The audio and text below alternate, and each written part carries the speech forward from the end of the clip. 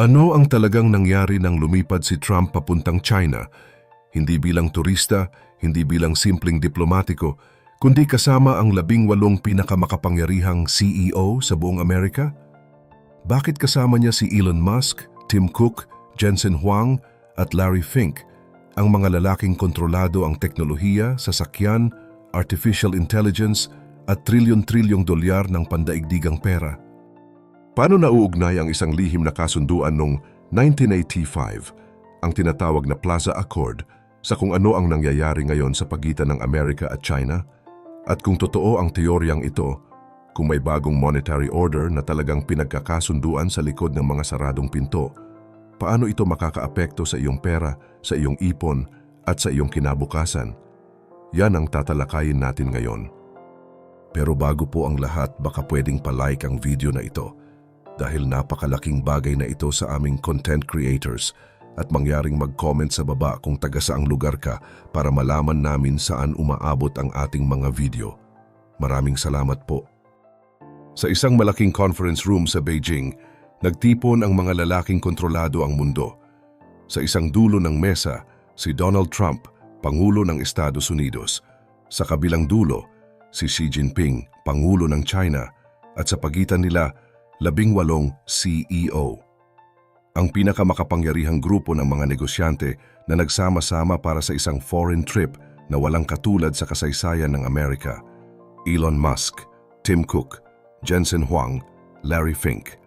Ang mga lalaking ang isang salita ay nagpapalipas-lipas ng bilyon-bilyong dolyar sa mga stock market sa buong mundo. Sa labas, sinabi ng White House na ito ay isang summit para sa kapakanan ng dalawang bansa, para sa kapayapaan, para sa kalakalan. Ngunit ayon sa mga eksperto at analyst na maingat na sinusubaybayan ang bawat galaw ng dalawang superpower, ang talagang nangyayari sa loob ng kwartong iyon ay higit pa sa simpleng trade negotiation. Ito ay posibleng ang pinakamakasaysayang monetary negotiation ng ating panahon. Isang kasunduan na kung matutupad ay magbabago ng kahulugan ng pera, ng ginto, ng utang at ng kapangyarihan sa buong mundo. Para maunawaan kung bakit napakahalaga ng nangyayari ngayon, kailangan muna nating bumalik ng 40 taon. Noong 1985, ang Amerika ay may problema. Malaki ang kanilang trade deficit, masyadong malakas ang dolyar, at ang mga Amerikanong manufacturer ay hindi na makakakompetensya sa pandaigdigang merkado. Parang pamilyar? Dahil iyon din ang eksaktong problema ng Amerika ngayon. Kaya noong 1985, ang Reagan administration ay gumawa ng isang matapang na hakbang. Tinawag nila ang France, West Germany, Japan at United Kingdom sa isang lihim na pulong sa Plaza Hotel sa New York City. At sa likod ng mga saradong pinto, gumawa sila ng kasunduan. Ang kasunduang iyon ay tinatawag na Plaza Accord. Ang deal ay simple, ngunit may malaking kahihinatnan. Pumayag ang ibang bansa na manipulahin ang currency markets para pahinain ang dolyar ng Amerika, lalo na laban sa Japanese yen. At ang nangyari pagkatapos ay nagbago ng kasaysayan. Ang yen ay halos nagdouble ang halaga sa loob ng maikling panahon. Ang mga Japanese export ay naging mahal. Ang mga Amerikanong produkto ay naging mura. Ang trade deficit ng Amerika ay bumaba. Ang manufacturing ay naging mas competitive. Sa unang tingin, parang nanalo ang lahat. Ngunit narito ang katotohanan na hindi agad nakikita. Nang magdouble ang halaga ng yen ng ganoon kabilis, ang buong ekonomiya ng Japan, na lubos na umaasa sa exports, ay halos tumitigil. Sinubukan ng Japan na iligtas ang kanilang ekonomiya sa pamamagitan ng pagbaha ng murang pera. At ang murang pera na iyon ay lumikha ng pinakamalaking asset bubble sa modernong kasaysayan. Real estate, stocks, lahat ay pumunta sa parabol. At pagkatapos, bumagsak ang lahat. Ginugol ng Japan ang susunod na 30 taon sa pagtatangkang makawala sa butas na iyon. Tinatawag ito ng kasaysayan na The Lost Decades. At hanggang ngayon, hindi pa ganap na nakakabawi ang Japan. Iyon ang epekto ng Plaza Accord sa Japan. At ngayon, ayon sa teoryang ito, may bagong bersyon ng Plaza Accord na pinagkakasunduan. Ngunit sa pagkakataong ito, ang target ay hindi Japan. Ang target ay ang buong pandaigdigang monetary system. Ngunit bago natin pag-usapan ang bagong kasunduan, kailangan muna nating maunawaan, bakit ngayon? Bakit sa oras na ito nagpunta si Trump sa China? Bakit ngayon nagtitipon ang mga pinakamakapangyarihang tao sa mundo? Ang sagot ay nasa isang lugar na halos hindi napapansin ng karamihan, ang Strait of Hormuz, ang makitid na daanan sa pagitan ng Iran at ng Arabian Peninsula, kung saan dumadaan ang halos 20% ng langis sa buong mundo. Mula nang magsimula ang US-Israeli conflict sa Iran, ang Strait of Hormuz ay sarado na. At ang pagsasara ng Hormuz ay hindi lang isang military issue. Ito ay isang economic weapon. Isipin mo ang epekto. Ang buong mundo ay umaasa sa langis na dumadaan sa Hormuz. Ang mga pabrika ay tumatakbo sa langis. Ang mga sasakyan ay gumagalaw sa langis. Ang mga eroplano ay lumipad sa langis. At ngayon, ang supply ay unti-unting nauubos. Ayon sa Bloomberg, ang global oil inventories ay maaaring maabot ang operational stress levels sa loob ng ilang buwan. Ang minimum floor levels, ang pinakamababang antas na kailangan para mapatakbo ang mga pipeline at refinery, ay maaaring maubos sa loob ng ilang buwan. Si Jeff Curry, ang dating head of commodities sa Goldman Sachs, ay nagsabi na ang ilang bahagi ng Europe at Asia ay nasa shortage na ngayon. At ang Amerika? Maaring maabot ang critical na antas sa loob ng ilang buwan.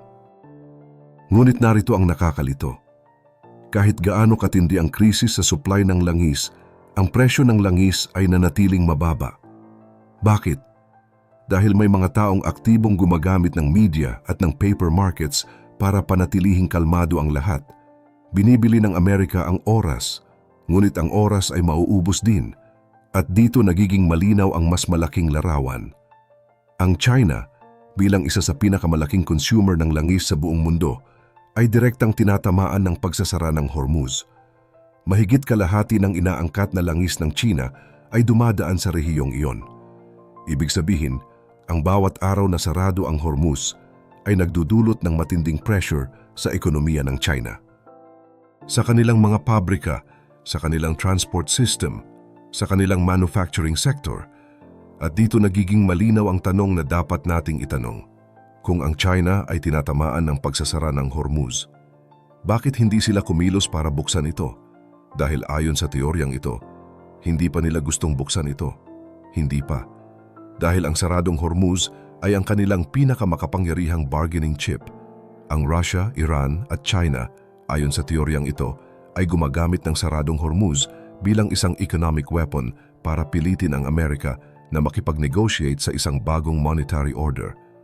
Habang mas tumatagal na sarado ang Hormuz, mas desperado ang Amerika na gumawa ng kasunduan. At mas desperado ang Amerika, mas maganda ang terms na makukuha ng China. Iyon ang laro. At iyon ang dahilan kung bakit lumipad si Trump sa Beijing na may dalang 18 CEO. Kaya ano ang talagang pinag-uusapan sa likod ng mga saradong pinto sa Beijing? Ayon sa mga ulat mula sa Bloomberg at New York Times, may dalawang bahagi ang kasunduan. Ang bahaging ginawang publiko at ang bahaging hindi. Ang pampublikong bahagi ay ito. Ang China ay mag-i-invest ng $1 trillion sa Amerika. 1 trilyon. Ang karamihan ng pera ay gagamitin para magtayo ng mga pabrika sa Amerika, manufacturing plants, supply chains, industrial infrastructure. Parang pamilyar? Iyon ang eksaktong ginawa ng Japan pagkatapos ng Plaza Accord. Toyota, Honda, Nissan. Nagtayo ng mga pabrika sa Amerika. Ngunit ngayon, Chinese capital ang gagamitin at ang scale ay mas malaki. Para sa Amerika, ito ay mukhang panalo. Trabaho, pabrika, investment. Ngunit sandali. Bakit gustong mag-invest ng China ng $1 trillion sa Amerika? Hindi ito charity. Ang China ay bumibili ng market access dahil ang Amerika ang pinakamalaking consumer market sa mundo. Bumibili sila ng monetary legitimacy, isang upuan sa mesa ng bagong global financial system, at bumibili sila ng gold appreciation dahil narito ang pinaka-critical na bahagi ng teoryang ito, ang ginto. Ang US government ay may hawak na mahigit 8,000 tonelada ng ginto. Ngunit sa books ng US government, Ang ginto ay valued sa $42 lang bawat ounce. Iyon ang presyo noong 1973. Ang aktual na market price ng ginto ngayon ay mahigit $3,000 bawat ounce. Ibig sabihin, ang Amerika ay nakaupo sa isang balance sheet na lubhang undervalued. At ang China? Ang China ay matagal nang nag-iipon ng ginto. Hindi natin alam kung gaano karami ang hawak nila. Ngunit marami. At patuloy silang nagdadagdag. At narito ang pinaka-nakakaalarma na bahagi.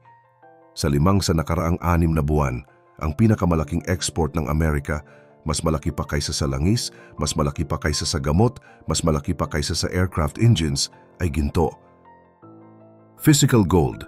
Lumalabas ang ginto sa Amerika, papunta sa China. At ang rule of thumb na totoo sa karamihan ng kasaysayan ay ito. Ang bansang nag-e-export ng ginto ay kadalasang ang bansang natatalo. Ang bansang nag-i-import ng ginto ay kadalasang ang bansang nananalunan. Isipin mo ang nangyari sa Great Britain sa simula ng ika-20 siglo. Habang bumabagsak ang British Empire, lumabas ang ginto sa London at pumunta sa New York, New Amsterdam. At nang matapos ang World War II, ang Amerika ay may hawak ng mahigit kalahati ng lahat ng ginto sa mundo. Iyon ang dahilan kung bakit naging world reserve currency ang dolyar.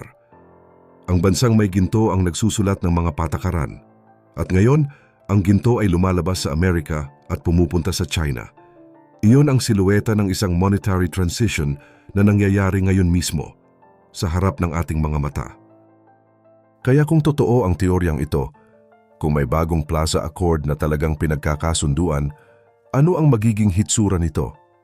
Sa halip na ang China ay mag-revalue ng yuan laban sa dolyar na siyang eksaktong ginawa sa Japan at siyang sumira sa Japan ng 30 taon, ang dalawang panig ay papayagan ang dolyar na humina laban sa ginto. Ang Amerika ay magmamark ng kanilang gold reserves sa market price. At sa isang iglap, ang balance sheet ng Amerika ay magiging dramatically better. Ang debt burden ay magiging mas manageable. Ang dolyar ay hihina, hindi direkta laban sa yuan, kundi laban sa ginto. Ibig sabihin, ang napakalaking gold reserves ng China ay tataas din ang halaga. Ang China ay magiging mas mayaman nang hindi nila kailangang hawakan ang yuan exchange rate. At bilang kapalit, ang Chinese money ay babaha sa American manufacturing. $1 trillion ng investment para sa mga pabrika, infrastructure at trabaho. Ang American industrial base ay maaaring muling itayo, ironically, gamit ang Chinese money. Ngunit ang epekto ng kasunduang ito ay hindi lang mararamdaman ng mga gobyerno at ng malalaking korporasyon. Mararamdaman ito ng bawat ordinaryong tao. Dahil ang kasunduang ito, kung matutupad, ay magdudulot ng inflation. At ang inflation ay hindi lang isang side effect. Ayon sa mga eksperto, ito ay maaaring ang buong punto. Dahil ang dirty secret ng modernong finance ay ito. Ang inflation ay kung paano mo ginagawang mababayaran ang hindi mababayarang utang. Ang $1 na utang noong 2020 ay mababayaran ng mga dolyar na kalahati na lang ang halaga ngayon. Kaya ang utang ay lumiit sa real terms. Ngunit hindi pantay ang epekto ng inflation sa lahat. Kung ikaw ay may hawak na assets, stocks, real estate, ginto, Bitcoin, ang inflation ay nagpapayaman sa iyo. Ang iyong mga assets ay tumataas ang nominal value. Ngunit kung wala kang assets, kung ang iyong kayamanan ay nasa savings account lang sa bangko, ang inflation ay sumisira sa iyo. Ang iyong dolyar ay bumibili ng mas kaunti sa bawat taon. Ang iyong upa ay tumataas. Ang iyong pagkain ay nagiging mas mahal. At ang iyong sahod ay hindi nakakaabot sa bilis ng pagtaas ng presyo. Iyon ang tinatawag ng mga ekonomista na K-shaped economy. Ang itaas na bahagi ng K, ang mga may assets, ay patuloy na tumataas. Ang ibabang bahagi ng K, ang mga walang assets, ay patuloy na bumababa. At ngayon, sa ibabaw ng lahat ng ito, may AI revolution pa. Ang artificial intelligence ay ginagawang mas productive ang itaas na bahagi ng ekonomiya. Ngunit sabay na inaalis nito ang mga trabaho na inaasahan ng ibabang bahagi. Customer service, data entry, trucking, manufacturing, warehouse work. Ang mga trabahong ito ay unti-unting nawawala at hindi lahat ay makakaangkop. Ang kwentong ito ay hindi lang tungkol sa mga gobyerno at mga CEO na nagkikita sa mga conference room sa Beijing. Ito ay tungkol sa bawat isa sa atin, tungkol sa ating mga ipon, sa ating mga investment, sa ating kinabukasan. Para sa mga Pilipino, lalo na sa mga OFW na nagtatrabaho sa ibang bansa at nagpapadala ng pera sa kanilang pamilya, ang mga pagbabagong ito ay direktang makakaapekto sa inyo. Kung ang dolyar ay humihina laban sa ginto, ang halaga ng inyong pinaghirapang pera ay maaaring bumaba. Kung ang inflation ay tumataas, ang gastos ng pamumuhay ng inyong pamilya sa Pilipinas ay tataas din.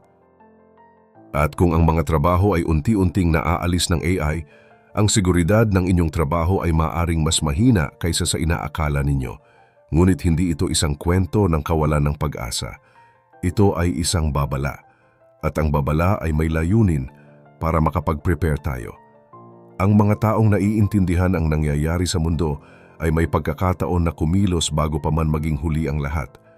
Ang mga assets na hindi kayang i-print ng gobyerno, ginto, bitcoin, real estate, negosyo, ay ang mga bagay na nagpoprotekta sa mga tao sa panahon ng monetary transition.